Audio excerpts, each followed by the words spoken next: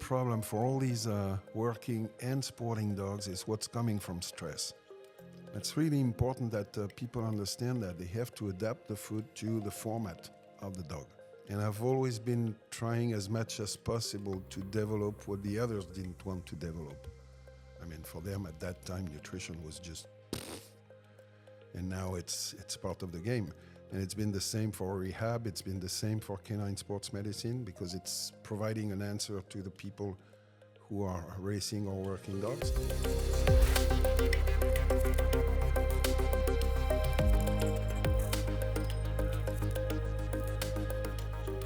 Good morning and bonjour. Thank you very much. Welcome back to the UAE, Professor Dominique. It's lovely to have you here in our podcast room. Could you tell me a little bit about yourself? What has brought you for this trip to the UAE, but also previous trips? Wow. I don't know. Do I start when I was a kid, or do I go directly to the last Start from the beginning, from when you were a kid. Well, I was born and raised in northeast of France, in the Ardennes. And it's, of course, I was raised with lots of animals around. So very early I wanted to be a vet. And the second thing that I wanted to be was to be a firefighter. Don't ask me why, but finally it ended up that I've been teaching in a vet school for 43 years and I've been a firefighter for 35 years. So I've always told to my students, try to look around what your patients are and turn your job into a patient. This way you don't go to work in the morning, you just go to have fun. And I was lucky enough to have that sort of life. So I studied in Alfort, close to Paris. And then I moved to the Ardennes in order to be a practitioner, large animals. After 2 years, I had to go to the army. At that time, we had to stay for 2 years in the army. And after that, well, I said, I guess private practice is not done for me because when you're in a private practice, you have to ask money to people, and I'm not good on money. Honestly, it's. I think vets in general are not always that good at that side of things. Money is a necessity, but I wasn't good on that. So I turned to the vet school and I started my career: assistant, master assistant, conference master, professor, blah blah blah blah. First of all in animal nutrition for years, and then I did build up my own unit, breeders on one side and professional dog handlers and people who are racing dogs. So we developed the canine sports medicine concept. This brought up to build up the European College of Veterinary Sports Medicine and Rehab. I guess I opened the first rehab center in France in '85 at the vet school. And I've always been trying as much as possible to develop what the others didn't want to develop.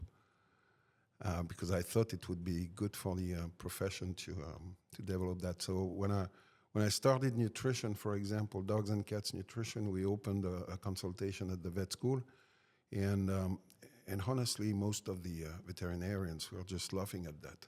I mean, for them at that time, nutrition was just, and now it's part of the game. And it's been the same for rehab, it's been the same for canine sports medicine, because it's providing an answer to the people who are racing or working dogs. And it took 20 years to have our colleagues understand that. Now it's okay, but now it's done for me because I'm getting old. Not at all. And the other part is the fire department. I moved to another one now in the north of France because I changed my place of living, and I've been learning so many things in this area. You know, I don't think people can imagine the amount of animals we have to capture in a city like Paris. Okay. It's just nuts. I mean, you have people with lions or tigers at home. You don't. Oh yeah.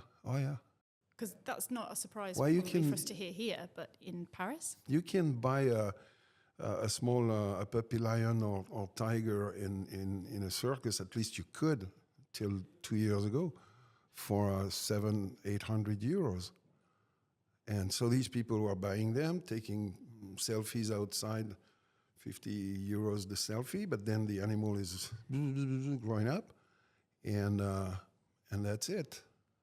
It becomes difficult to And handle. it becomes dangerous, of course, and then you need to capture. And same for snakes. I mean, there's lots of people with snakes, which is okay with me, except 30% of them are highly venomous ones. It was so crazy, but it's a way to learn a lot, and same for biological hazards, and same for food infections and so on. So it's been and it's still a great experience, of course. But this also brought me to go deep inside the sniffing dogs, and especially search and rescue dogs, but not only. I've been in charge of all the detection dogs in the big Paris area for 25 years, so it includes explosives, drugs, and banknotes, whatever, and search and rescue. And it's probably what brought me to Abu Dhabi and to Dubai in the past, because the French embassy here got in touch with me because they needed someone to teach the veterinarians of the police and to teach the dog handlers. So we started to come, I'd say, once every 3 months for 2 weeks, and that's it. That's it. So, looking at that side of what you do, sort of the education, can I ask you a few questions about training dogs in general, regardless of whether it's for sort of medical detection or explosives or narcotics detection? How long, in your experience, does it take to train a dog, and what age do you start? Well, Which may be how long is a piece of string. I understand all dogs are individuals, but... okay, let's speak straight and cash. Most professional people are going to tell you it takes 1 to 2 years to correctly train a dog, right? Actually, you can obtain good results much faster. It's depending on the way you train the dog first.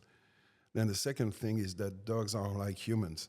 If I take the example of medical detection dogs, we have dogs that we can train in terms of understanding that they have a nose, how to use their nose, in which conditions, etc., let's say in 3-4 months. It's probably longer if you talk about search and rescue dogs, but it's not because of the nose, because the nose work itself is not difficult for the dog, but it's because it's difficult to progress in rubbles. So I'm not going to tell you, okay, I don't like datas, actually, because biology cannot be datas. There's nothing is 100% sure in biology. But it's a range that goes between 4-6 weeks up to 2 years. Now, the age, most of these dogs, they stop training around 10 months of age. But once again, we had very good results starting with dogs at 5 months of age recently. Are there any particular, and I know they are from having listened to you speak before, but what factors do you consider in the early life of a dog that can either be very positive or, on the flip side of that, negative? Is there anything that raises a red flag to you in their sort of background, early start to life, birth, early nutrition, genetics? Well, it starts at birth in the way the mother is important. The mother is going to teach a lot of things to the puppies. So we need to have, let's say, good breeders or good people with the mother and the puppies, and they need enrichment also, because we want them to be, as clever and open-minded as possible. Now, afterwards, what we are looking for, and we have a bunch of tests that we do on every single dog that we include in our programs. We want to have dogs with high motivation, okay, which doesn't mean only that they want to play. They have to be okay and active, but we want them, I don't know if we can say that about dogs, but open-minded, which means that you got to find the right test so that the dog is going to show you he is clever to find the solution by himself. And this is the method we used for our medical detection dog, for example, is fully different than the classic methods for explosive drugs, etc. Because we want the dog to discover by himself any single stuff we want him to do. And at the end, the dog is able to work alone. And that's the goal. Having clever dogs who know exactly what they have to do. Problem-solving dogs, essentially. Well, I kept saying to the dog handlers in search and rescue, for example, that they don't need them. Once the dog is trained and educated, well, just show him the place you want him to work on, and he's going to do it. He doesn't need the guy to be running behind the dog, etc., etc. But they have a hard time understanding that, Dogs, they're just like kids 4 years old, and they stay kids of 4 years old. So you have to show them what are the limits, okay? But a part of that, they know what they have to do. Yes, boundaries are a big word. I have 3 small children. So Boundaries are a big word in our household. So I know what you mean. Brilliant. Yeah. And I have a question from one of our vets in the field as well, but to look more specifically at the nutrition of those puppies and of the mother, of course, how important is that when we're looking at a good foundation for then training? It's almost the most important thing. And there's too many mistakes in nutrition when they are puppies, Years ago, I came on the scientific market with a concept that is now known as the size concept, right? But it was an evidence that, how would I explain that simply? The small dogs, small breeds, at birth and at weaning, they are closer to their peak of growth than the large dogs. So in other words, we have in dogs the same thing than we have in cattle, for example. I mean, early dogs and late dogs. So with this, what does it mean? It means that a small dog has already the bones okay, muscles are almost okay, but he's building up some fat, when the large dog is still building up his bones. So if we make a mistake on small dogs, we're gonna have early obesity, and most of the time people don't see it because they're just like small teddy bears, and you don't see they're too fat. But once they are adult, an early obesity is really hard to fight, really hard. And the other ones, well, they have some bone and joint problems that will appear, let's say 3, 4, 5 months later, but then it's not small problems. So that's really important that people understand that they have to adapt the food to the format of the dog first. Then I'm finding the actual fashions that we have or we see on the market. There's I don't know here in the Emirates, but in France actually, I guess we have close to 400 different brands of dog food, and it gives me the impression that any student finishing his studies in a business school says, well, my startup idea is to set up a pet food company. And so we see a lot of things that are dangerous. I mean, barf is a good example because it's dangerous in terms of public safety. So by barf, you mean bone and raw feeding, or Yeah. biologically appropriate? Biologically appropriate raw feeding. Yes. And there's tons of articles in the scientific bibliography showing that this is a major cause of zoonosis, salmonella, etc. We have the cereal-free, grain-free stuff, but there's so many publications that clearly demonstrates that the dog has been living close to humans since millenniums, and progressively the dog has been eating cereals as the people were growing cereals, and so the level of amylase increased, and it's funny to see that the breed of dogs coming from countries where no cereal was grown, they have a lower level in amylase, and they're not that are able to digest starch than the others. And it's the case of Nordic breeds. So what I knew 40 years ago working on sled dogs, which is, well, we cannot go too high in starch for Nordic dog breeds like Siberian Huskies and the others. Now the science demonstrated why it is this way. So, but once again... But you can't extrapolate that then to all breeds. That's a very much a... There's not a lot you can do with the social medias when ideas are... you try to fight them with concrete arguments, but it's not helping, actually. The public wants to follow what's said in Facebook. Do you think that nutrition is the biggest sort of area that you see misinformation when it comes to dealing with sports and working dogs? Oh, yeah. Yeah. Yeah, because we still need, and it's really tough because nutrition is not easy, right? We have 52 essential nutrients. The balance has to be different depending on the dog, on the kind of work the dog is doing. So it's not easy to understand. You need a background in order to understand that quickly. If you don't have the background, we need to explain you. But we don't have time to do it. So it's easier for people to listen to what social medias are saying, or I don't even know the name, but these social media leaders or whatever, influencers. Yes. Yeah. Okay. Those. But they don't know anything about the subject. But that's okay. They're going to say something. And if I come on a social media and start discussing the quality of the protein, the essential amino acids, and so on, who's going to follow me? I mean, 5 people? So I tried to teach the vets, and the vets have to teach their clients, but they are not as strong as the social medias. No, so I think this difficult. is one of the biggest challenges as vets we face at the moment is misinformation in general. And yeah. So education for the public, that would be... but can we be as public? I mean, can I be...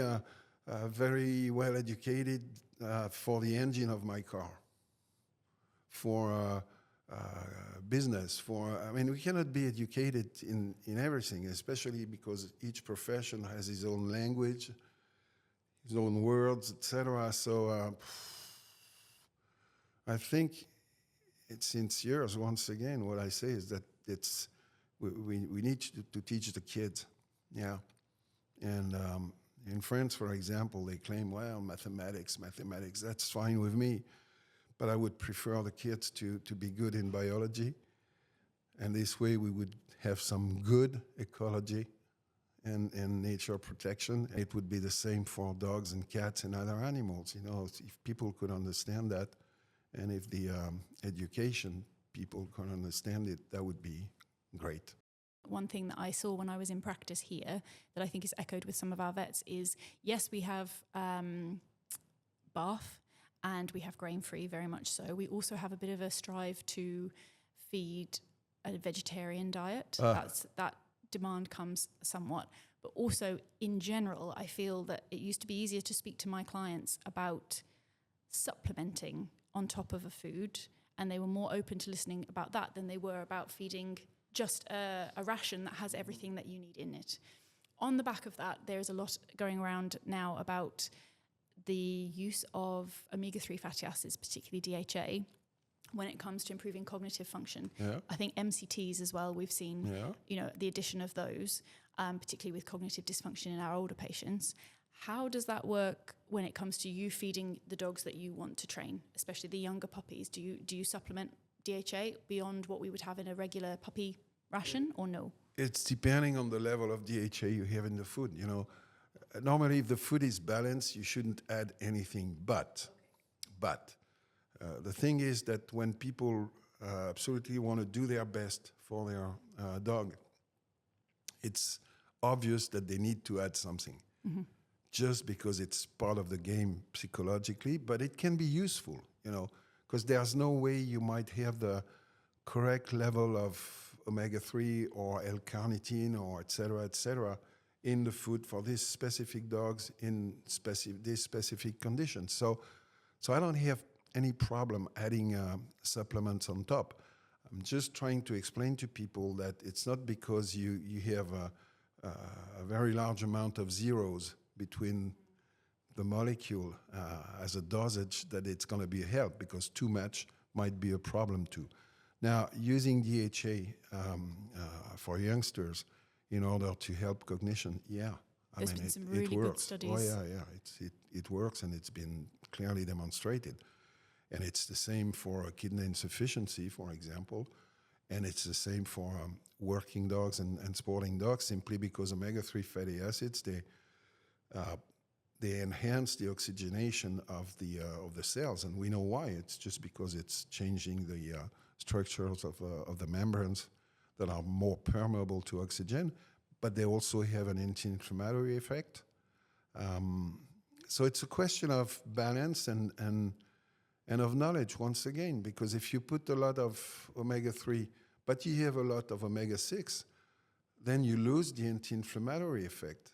And very few people look at the ratio between omega-6 and omega-3. Omega-6 are pro-inflammatory, omega-3 are anti-inflammatory, but at maintenance, for example, the ratio has to be 10, and for sporting dogs, working dogs, it should be around 4 or 5. Okay. Who looks at that? So it's up to not us easy to as find. vets. I must admit that, having looked before at different rations of food, it's not easy to always work out the ratio that you have, because often you just get given a...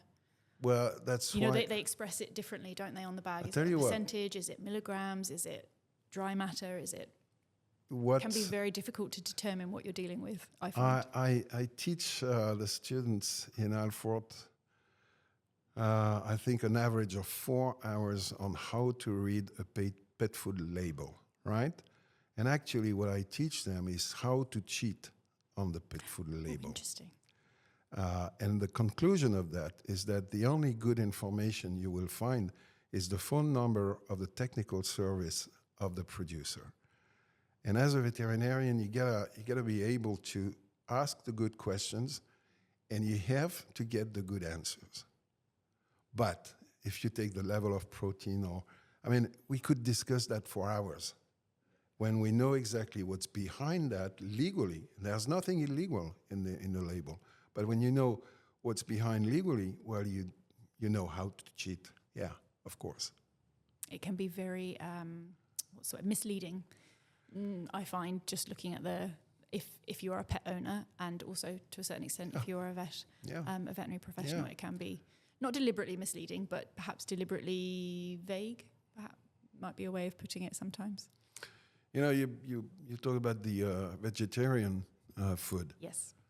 That's a good example. I mean, the same people are probably gonna ask for grain-free diets. But on the other hand, they want the dogs and the cats to be vegetarians, or even vegans, for example. But, there's one amino acid that is not that easy to find in vegetables. It's lysine, right? L-lysine. What happens if you don't have enough? You don't see anything. Nothing changes. But at the end, reproduction is forbidden, and then the other symptoms appear. After several months or years. It's not going to kill the dog or the cat, but it's just we're going to lose in some different physiology functions, and at the end, after 3-4 years, we will have some symptoms, and the final result is that the animal is not going to live as long as he should have lived. So once again, it's teaching the people. Not only following some fashions that come from mainly from marketing. What are your thoughts on the MCT supplementation? Is that something? Do you use that in your sporting and working dogs as well? MCT. It's the big advantage of these fatty acids, so short and medium chain fatty acids, is that they are absorbed in the intestine just like water, right? And then they go into the cells without the help of any transportation system. Transportation system is the acyl-carnitine, so you need L-carnitine. And then they go into the mitochondria to be burnt and provide the energy. Same thing, as easy as water. So it's a good way to provide fast energy to a working dog, for example. And the other positive point is that there is no risk of producing ketone bodies in case you're missing some glucose. So what we did years ago is we tested that as a snack pre-work and during the work, and it turned to a product that's called the Energy Booster, which is on the market, and it's probably the best supplement that does exist actually, because there's also antioxidants and L-carnitine and so on. So for working dogs, yeah, definitely it's a major point. Now the other way you can use them is on diabetic animals, because it's an easy source of energy, and there is no risk of producing ketone bodies, which is quite important in diabetic situations. So yeah, good system. The only negative point about MCTs is the palatability, because palatability is very poor. So if you put that straight in the food, most of the animals won't eat it.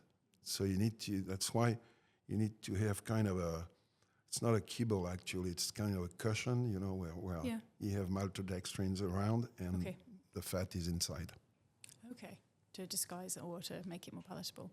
When you're looking at working or sporting dogs, I think the only studies that I have read were looking towards senior pets that have cognitive dysfunction, or patients that they were using MCTs to provide brain. That's also for forgot epilepsy. about that. Yeah, and they were looking at about 9% of your calorie, sort of your metabolizable energy coming from those MCTs. Can you increase that when you're looking at a sporting or working dog, or do you keep it at that sort of 9%? Honestly, I don't know. We never tested a very high level of MCTs in the food. I don't think, going over 10% of the energy in MCT would be that positive, because a dog that's performing a long stamina, mainly endurance, is oxidizing fat. So it's pure aerobiosis, but the difference with humans is that humans are burning mainly glycogen, and the dogs, for 85 to 90% of the energy, are burning fat. Now, the dog has fat in his body also. We need to feed the dog high-fat diets, or what we call high-fat diets, but even a lean dog has fat.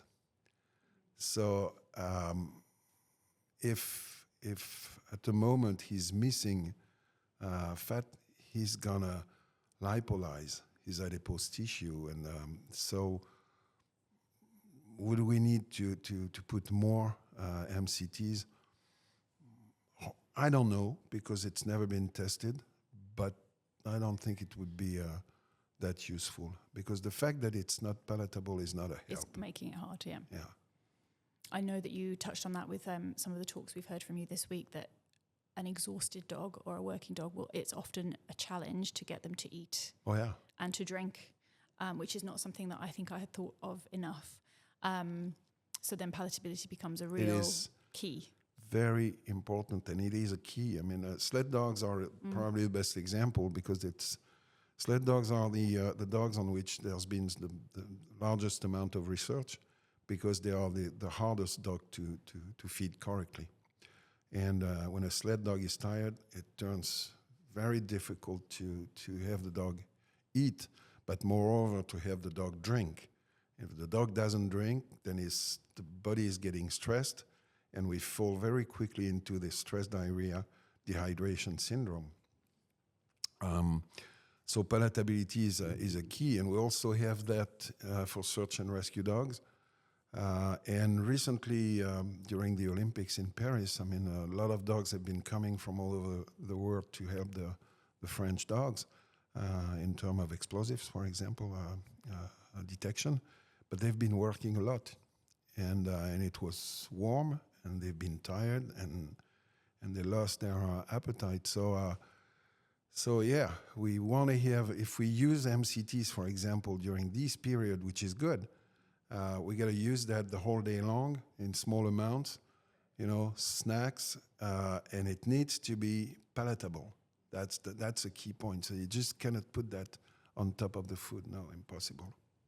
There's a couple of points I want to come back to before I forget. The first one is, hydration and how important that now is. Do you find that handlers are aware of that? And how do you, in a case where a dog won't drink, like what can you do to sort of mitigate that risk developing? Are there ways that you do with training, or do we monitor their hydration or their water intake every day so you know what's normal for that dog, but then when they're working, it must increase? We have to teach the handlers or the owners what dehydration means.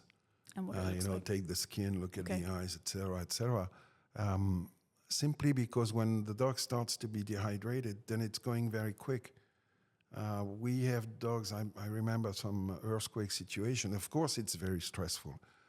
But dogs that were basically 2% dehydrated, and then they turn to 9% very quickly, and it's close to die, So how to manage that?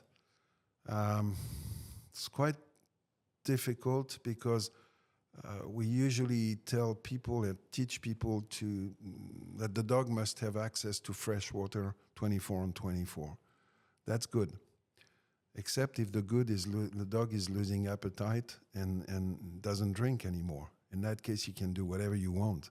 The dog is not gonna. You can put a few kibbles, but the dog is not gonna drink what he should drink. So, for dogs who are known as facing some stressful and difficult situation or high-performing dogs, etc., my advice is not to let the water 24/24, but obtain a kind of a Pavlov reflex, When you put the water on, the dog is drinking, then you take it off, put it again, etc., several times a day.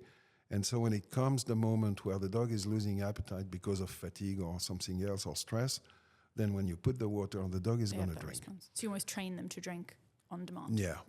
That's how I train the guys working with me, because we are facing some difficult situations from time to time. By those difficult situations, you're referring to like your search and rescue dogs that may be called up at any moment to go to any climate.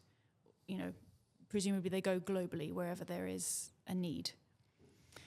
That sounds like a challenge in and of itself. So how else can you prepare them? This is a long question. How else can you prepare them other than things like the hydration, so trying to get them to drink on demand? How do you feed them when you don't know where they could be tomorrow? The choice of the food first, and the way to feed.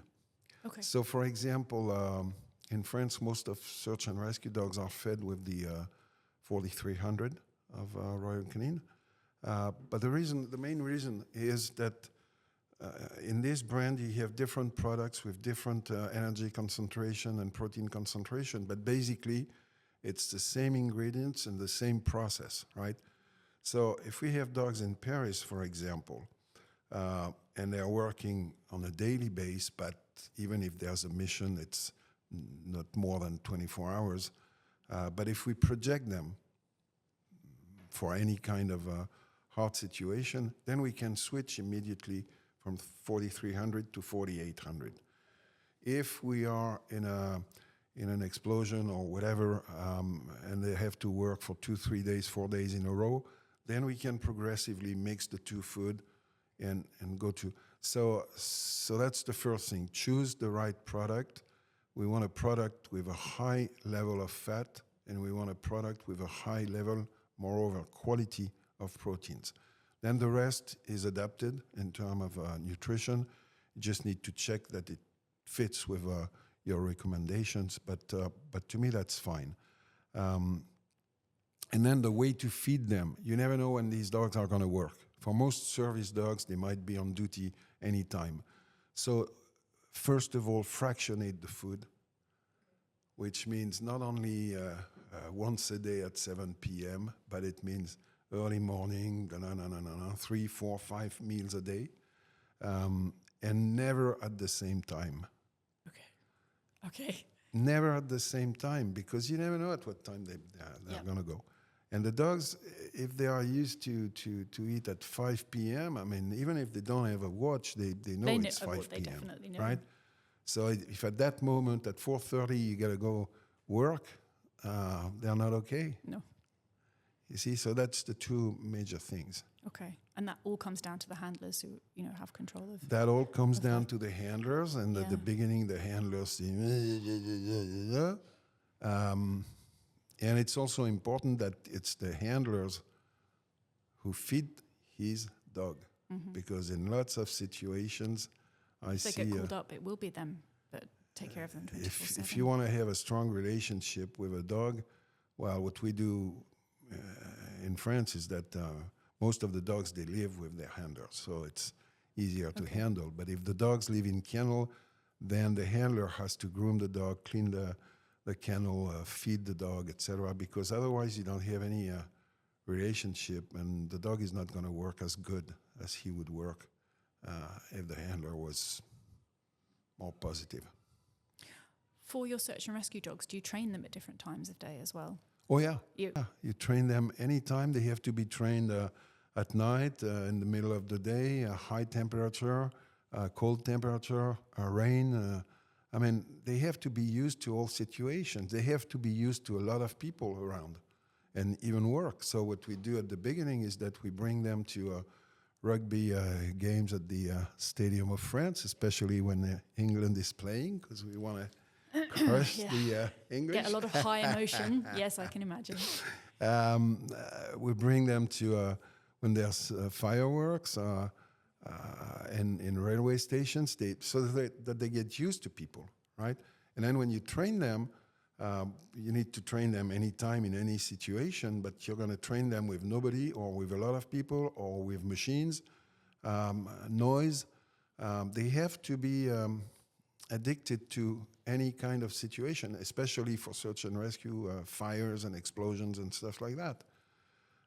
If you send them to an earthquake, well, you know that when you engage the dog on an earthquake, if you're here quickly, there's going to be some ripples. You say that in English? Yes, ripples, okay. Yep. So they have to be tremors, used to get used to that. Otherwise, they'll be afraid. If you do want you to do drop that? them, you just, it's you have easy. You take a table and you move the table, Yeah, right? And then the dog says, "Oh," at the beginning he's afraid, and then it's funny. Okay. You drop the dog from a helicopter. You need to train the dog to the ultrasounds of the helicopter. Okay. Slowly. Yeah, of course. And then you need to train the dog to be dropped from 70 meters. So what we do is that they just go down the second floor of the Eiffel Tower twice a month, for example. And they get used to all these situations. So it takes time. Oh, yeah. And you never train them at the same place. Puppies, yes, you might have a training field just at the very beginning. Yeah, okay. But for the others, never train them in the same area because they know exactly where the people have been hidden the previous The last session. time, yeah. So, Yeah.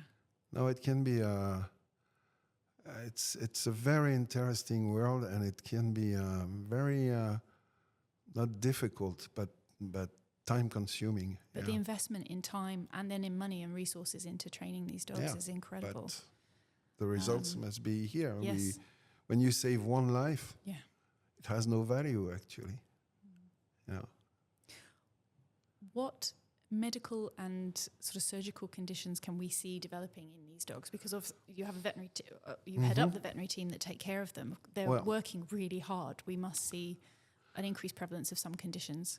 The main problem for all these working and sporting dogs is what's coming from stress, right?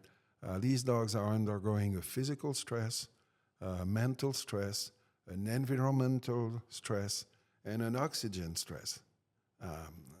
Why do I say oxygen stress? It's because the dogs are a high consumer in terms of oxygen. You know, the VO2 max, the maximum oxygen consumption of oxygen is in the dog can be over 220 milliliters per minute per kilo when Olympic marathon runners, for example, they are around 85 milliliters. So that's almost 3 times more oxygen in the dog. So that provides the dog more endurance.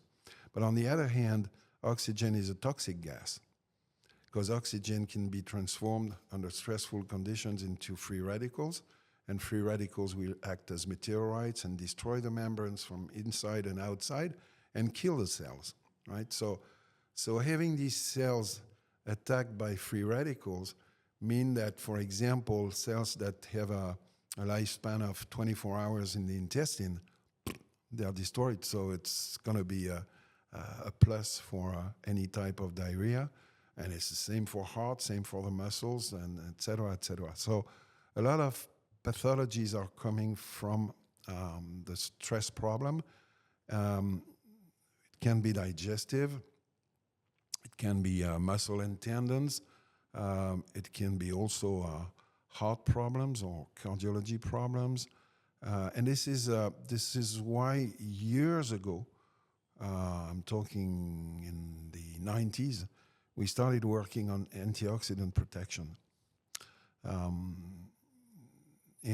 So we did a few expeditions in very tough conditions with dogs having the same food, two groups of dogs, one with a high level of antioxidant supplementation with vitamin E and C, and the other group with nothing, just the basic food. And the results we had, they brought the producers to highly increase the level of antioxidant in the food. So that was a first step. And the second step was to work on the antioxidation at the cellular level itself. Why? Because a cell, it's a bag, and the bag is made of fat, right? So if we want to protect the membranes, we need a molecule that is soluble in fat, vitamin E.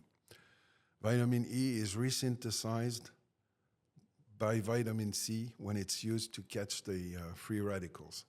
So vitamin C, which is not a vitamin in dogs, is useful in such situations.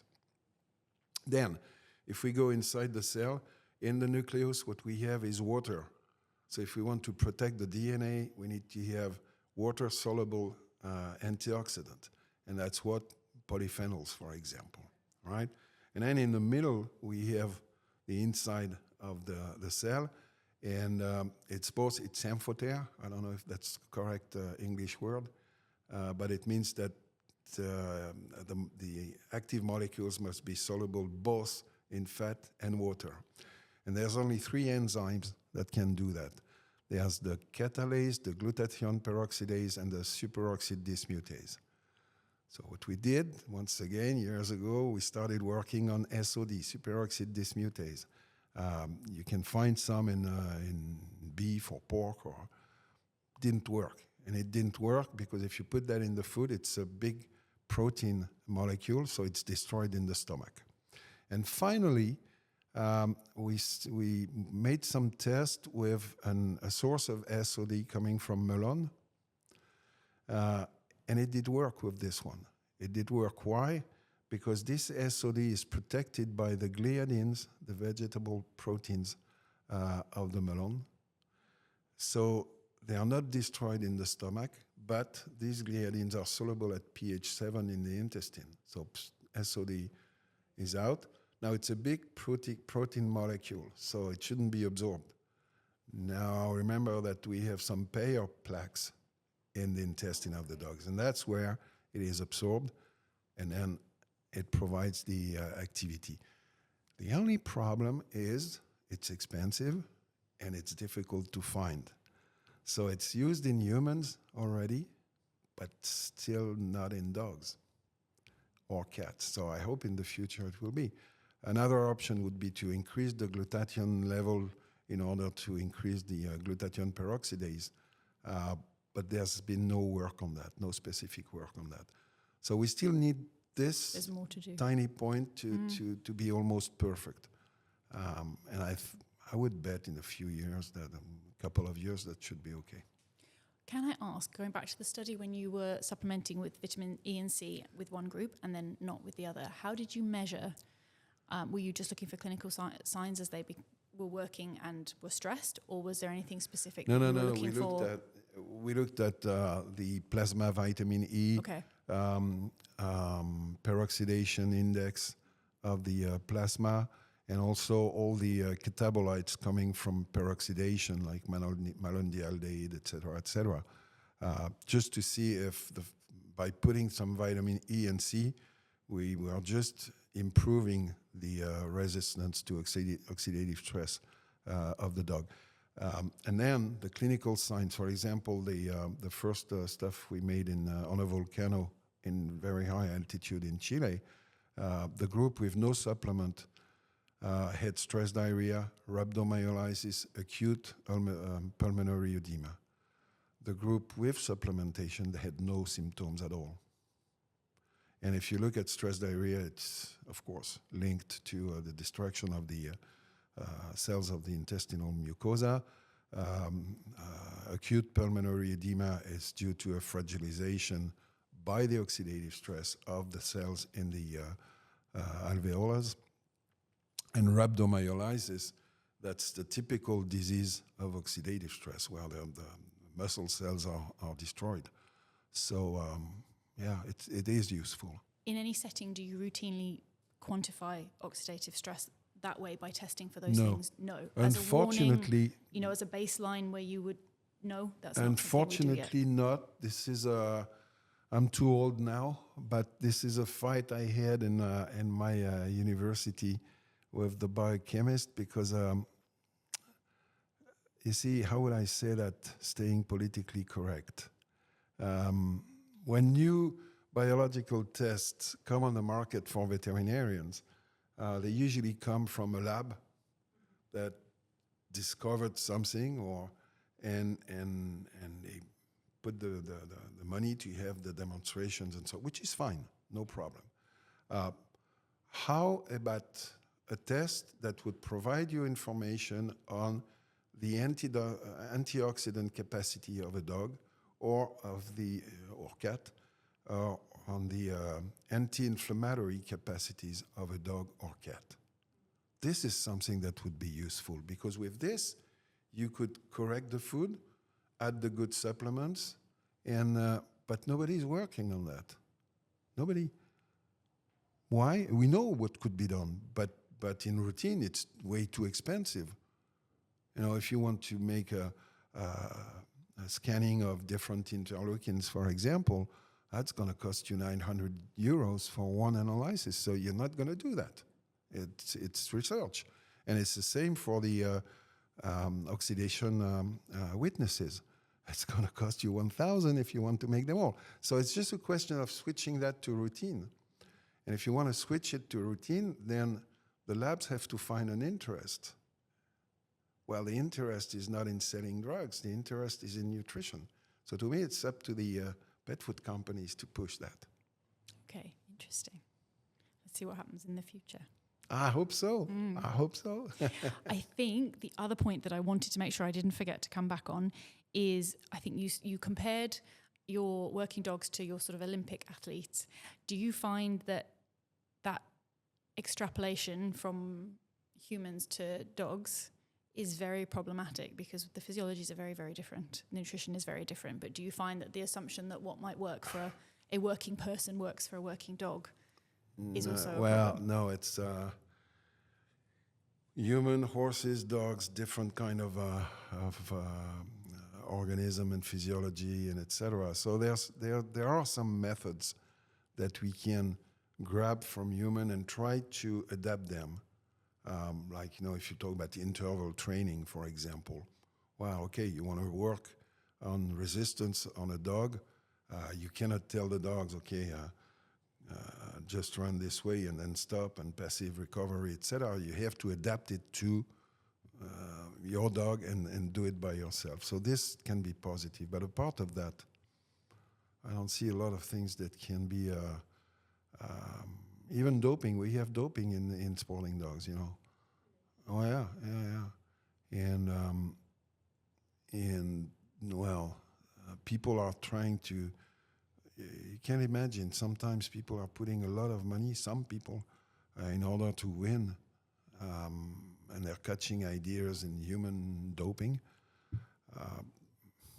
And it doesn't work sometimes. Sometimes it does, sometimes it kills, sometimes it doesn't work. So yeah, we once again, it's a question of education. When people understand that, see, a good example, a cyclist that is racing the Tour de France, if we take a mountain stage, it's going to be 200 something kilometers with very high slopes. The guy is weighing 60, 63 kilos, and he's going to need 7,000 calories during the day. Now, a sled dog that's racing 200 kilometers in 24 hours is going to need 11,000 or 12,000 calories. And a sled dog is only weighing 20 kilos. I was going to say, okay. So a third of the So, body weight. so the difference we have is that on one side, we need to put in a human 6,000 calories mainly of starch in order to restore the glycogen. In dogs, we need to put 12 or 11 or 12,000 calories, and 8,000 of them will be saturated fat. Well, 8,000 calories per day of saturated fat in a situation where you run for hours. There's no disaster. Where you think it's a GGV waiting to happen. Well, they How should. do you get that much into a big dog and then have them race without? Plus, inflammation plus saturated fat. This is the number one stuff to get coronary disease, atherosclerosis, and so on. And it doesn't exist in dogs. So it's just to show that physiology is different. And once again, I've been pushing some human medicine university or colleges to work with us because it's a good model of non-pathology. So if we could understand why the dog has not these problems when the man would be dead, then maybe we can help. Of course, it's a question of profile of lipoproteins and so on, but deep inside we don't understand that process. So can you, to answer your question, can we take what's done in humans and do it in dogs? No, it's not the same animals. No, not at all. Given the work that they have to do, what roughly average age, when do you retire a dog that's working, particularly in like search and rescue? When do you say enough is enough? Me? Yeah. When the dog is fed up or when the dog is not able anymore because of osteoarthritis, because of heart insufficiency or any kind of other disease.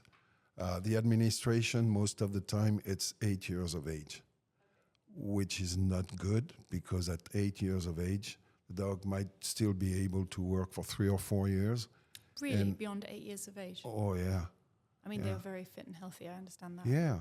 If they've been, and the problem is when you retire these dogs, they're unhappy, And people don't realize that these dogs are happy to work or to race. And you put them off and they're just sad and then, they will die earlier simply because they're sad. It's the same for sled dogs, for example. I mean, we have sled dogs I organize a big sled dog race in the Alps. We have dogs that are 12 years old and they race perfectly. And the people understood that it's not because they are old, that they're happy dogs. And if you don't let them run, they're just sad dogs. Of course.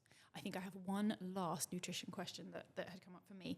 Because these dogs maybe obviously are at risk of certain injuries, if they are out of work for any period of time, for rest, for recovery, for physiotherapy or whatever, how do you advise changing their nutrition? Because obviously they might not necessarily want to continue on the 4-300, for example, and protein requirements differ if they need to repair. And no, in that case, it's depending, of course, of the kind of problem the dog has been facing, but it might be using a high-quality maintenance product adapted to the size, can be using a product designed for mobility, with GAGs, glucosaminoglycans, and so on, and omega-3, etc.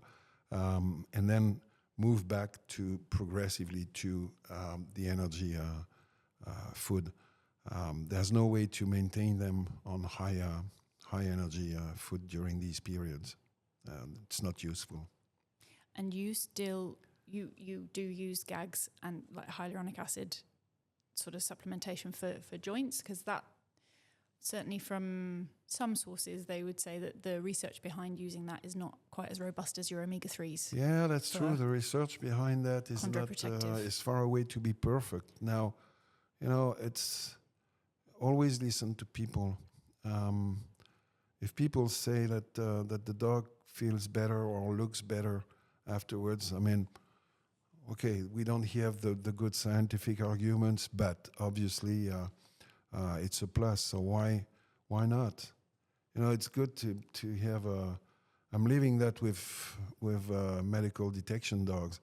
The medical authorities are always asking for more scientific proofs, publications, That's fine, but at the moment you say, guys, it works, and that's the difference with civilian security, for example, for search and rescue dogs or explosive search dogs or drug searching dogs. You're not asked to provide some scientific papers. You just need to show that it works. Well, it's the same for nutrition in a way, even if I love to have the scientific demonstrations, but well, that's it. For now, anecdotal evidence is enough. Hyaluronic acid, for example. I can take you a practical example, once again on sled dogs, but it could be also on hunting dogs, at least in Europe, where these dogs have some high level of interdigital inflammations, right? And when sled dogs are starting the training, especially when they move to snow training, then they have some cuts and abrasions on the paws. So instead of putting some picric acid and so on the paws, what I do is that I advise the people to give 20 grams of gelatin per dog per day in the food 1 month prior they start training. Gelatin is not expensive, but it's full of nothing, actually, because the biological value of gelatin is 0. The digestibility is 100%. And the only thing which is useful is hyaluronic acid, which is in the connective tissues. Well, that thicken the paws, and you don't have problems when they start training on snow, for example. So, yeah, it's useful. It is useful. But did I do some scientific protocols, randomized stuff? No. Some robust. No, sometimes you need to be... and it's the same for the medical or surgical approach. Sometimes, we very often on these dogs, we have some hard abrasions on the paws, and we miss a whole piece of paws. Some people are going to say, okay, we need to make a surgery. No. What I do is that I take some medical moleskin, doesn't cost much, a tube of super glue and a pair of scissors. You clean, put super glue, boom. And then 3 days after, that stuff is going to fall by itself, and you have a new paw under. So if you tell that to some veterinarians, they're going to tell you, super glue is toxic, it's acrylate glue. And, but it's been invented for intestinal surgery in humans. So no, it is not toxic, but it could make the market in human surgery. So they started to use super glue to stick different stuff, and it did work. And they opened another market. So sometimes you have to be simple. I'm not gonna publish this in a big review because it works. It works, and that's enough. Let's go from science to evidences. Brilliant. Before we conclude the nutrition portion of our discussion this morning, Professor Dominique, could you just give me the 3 areas that you would want to convey to our veterinary community, the 3 things that you wish that they would know that you find people don't? 3 succinct points, takeaways from our chat. If we talk about sporting dogs and working dogs, right? Mm-hmm. The first thing is know your dog and be with your dog. Train your dog. pet your dog, feed your dog, and establish a strong relationship with the dog. That's one thing. Then choose the right food, which means that from birth to the moment where the dog is supposed or expected to perform, you have to adapt the food. Growing dogs, the good growing dog food, and then the good maintenance food, and then the good working food, and sometimes you have to switch from one to another, all right? So it's high energy, high fat, high protein. And then the third thing is that having a good food must cost a lot, or at least more than a cheap product, right? So do it if you train the dog correctly, because feeding and training go together. If you don't train, it's not because you have a good food that the dog is going to be performant.